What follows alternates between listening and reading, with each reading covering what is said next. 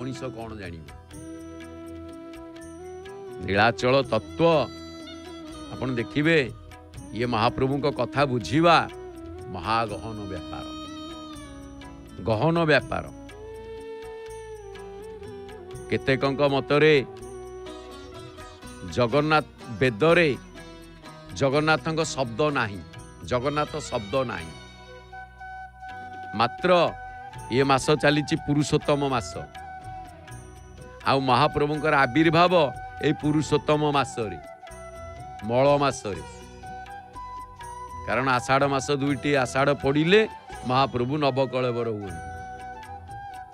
तेणु पुरुषोत्तम शब्द वेदरे बारंबार उच्चारण करा जायछि तेणु एथिपाई निस्संदेह आमे कहिबा जे श्री जगन्नाथ जे पुरुषोत्तम एक कथा निछक सत्य। तेणु आपण देखिबे संकल्प सूक्तरे तांको पुरुषोत्तम अज नित्य संकल्प सूक्त जो संकल्प करती कौन कह जाए पुरुषोत्तम अजाम नित्यम ब्रजामी शरणम हरि ये पुरुषोत्तम अजाम नित्यम संधि विच्छेद कर दियंतु पुरुषोत्तम अजाम नित्यम माने पुरुषोत्तम अज नित्य तेणु ये जो सब विशेषण रे संकल्प करा माने जहाँ संकल्प सूत्र आसे तेणु करी आपण गीतांकर 15 अध्याय रे विशेष करी मल मासरे गीतांक 15 अध्याय पाठ करवा उचित गीतांकर 15 अध्याय रे पुरुषोत्तम जोगरे तांको पुरुषोत्तम बा अक्षर बोली कहा जायछि अक्षर कौन केमिति कहा गला अक्षर कौन ना बढ़िया कथा कहते महाप्रभु निजे निज मुखरे जमी पद्म पुराण रे मलमास पुराणर कथा मलमास कथा निजे निज मुहरे कहते गीता सेमती निज मुहरे कहते आमे किंतु जाने गीता महाप्रभु या श्री पद्मनाभस्य मुख पद्माद विनिश्रुता आमे जानिचे किंतु मलमास पुराण टी से निज मुहरे कहते किंतु एठी कौन कहते मु होउची अक्षर कौन न द्वाविमं पुरुष लोके क्षरश्चाक्षरमेव च एमिति की बलभद्र सुभद्रा पाखरे थाई मध्य तांकु कहा जायछि क्षर तेणु एठारे बलभद्रंक नामर बलिष्ठता थाई मध्य ए क्षेत्र को जगन्नाथ क्षेत्र बोली कहा जाए आमे आसुचे जगन्नाथ पाखु आमे कहूचे जगन्नाथ मंदिर कहीं बड़ भाई बलभद्र अच्छा सुभद्रा अच्छा भाई दर्शन करके आसिलु ना कि सुंदर रूपक एडे एडे आखि कर चाहिला रे किए चाहिला आउ किए चाहिए से कालिया पा चाहिला से जो कालिया कहीं कालिया चाहिला कौन बलिया को देखिलनी एडे बड़ देउल जगन्नाथ मंदिर पुरी कहीं प्रसिद्ध ना जगन्नाथ मंदिर कौन बलभद्र नहांती एइथिपाई कि जगन्नाथ मंदिर कहा जाउछि जेतेबेले आपण गीतांक कथा को आसीबे द्वाविमं पुरुष लोके क्षरश्च क्षरमेव च बलभद्र सुभद्रा को क्षर कहा जाइछि बलभद्र नाम रे बलिष्ठता थाई मध्य जगन्नाथ क्षेत्र कहा जाए सी होउछन्ति अक्षर कारण श्रीमद भागवत रे आपण देखिबे बड़ भाई अछंती थिले मध्य भगवान होउछन्ति द्वारकार राजा तेणु समग्र विश्व ब्रह्मांडर सृष्टि को वस्तुवाद बा क्षर कहला बेले जेते अछि विश्व ब्रह्मांडर सृष्टि आकु वस्तुवाद कहा जाए क्षर कहा जाए यार क्षय अछि जीव देह रूपक पुरे थिबारु सेठी कौन हुए ना से क्षर एवं अक्षर ठारू उत्कृष्ट तेणु करी महाप्रभु होउछन्ति पुरुषोत्तम आपण गोटे कथा देखिबे शून्य संहिता रे बा महिमा धर्म रे महाप्रभु होउछन्ति शून्य ब्रह्म बा तांको अणाकार तत्व कहा जाइछि से होउछन्ति अणाकार तत्व शून्य संहिता रे आपण जिबे जते बेले अलेख महिमा धर्म जोरंदा जिबे एटी किछि नतबो समस्ते शून्य देई शून्य को पूजा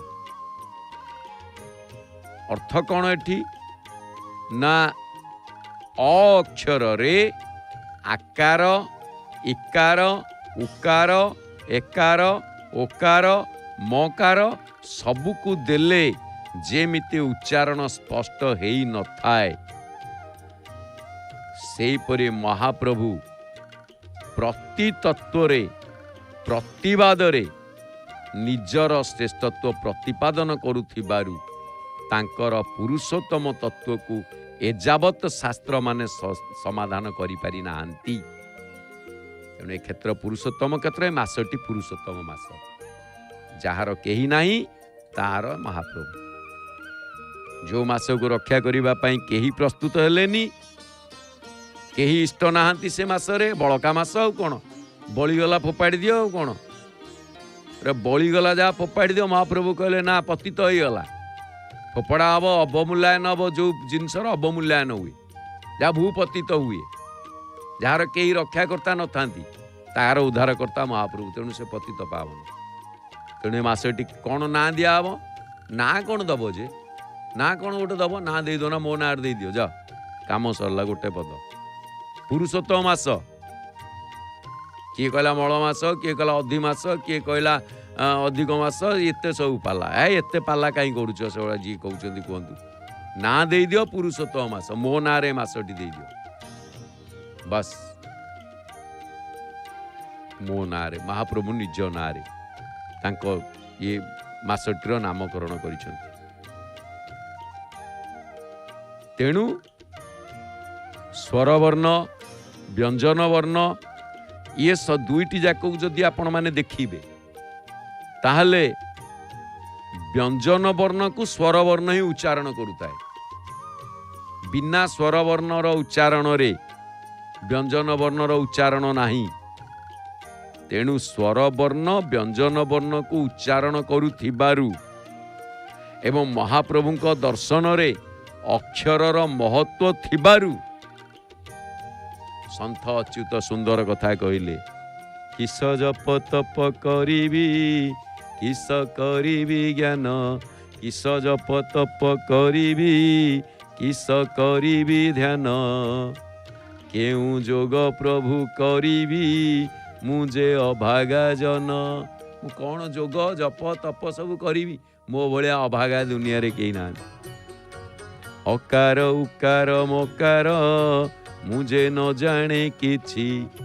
तमर ये अकार से उकार से मकार एते कौन पंडिते पाठ पढ़ेलेनी एगुड़ाक सब मो मो कान मोर किछि हजम होनी से जेमिति गुरुजी चेला को पढ़ेले चेला आग कहला गुरुजी कुछ सुनाओ तो क्या सुनाऊं ना कुछ सुनाओ ना रामायण सुनोगे पुराना हो गया बहुत सुन चुके तो क्या भागवत तो सुनोगे वो भी पुराना हो गया गांव गांव में पढ़ाया होता है वो तो फिर ना क्या सुनाओ गीता सुनो हाँ हाँ हाँ हाँ हाँ वो गीता सुनाओ गीता जरा सुनने वाली बात है तो गुरुजी गीता सुने ले गीता सुनो कहले सर्वपुनिषद गावो दुग्धा गोपाल नंदन सर्वपुनिषद गावो सब बुझे सारी तले कहले कुछ समझ में आया ना गुरुजी बहुत आया बहुत आनंद आया बहुत मजा आया लेकिन मुझे एक चीज समझ में नहीं आया ये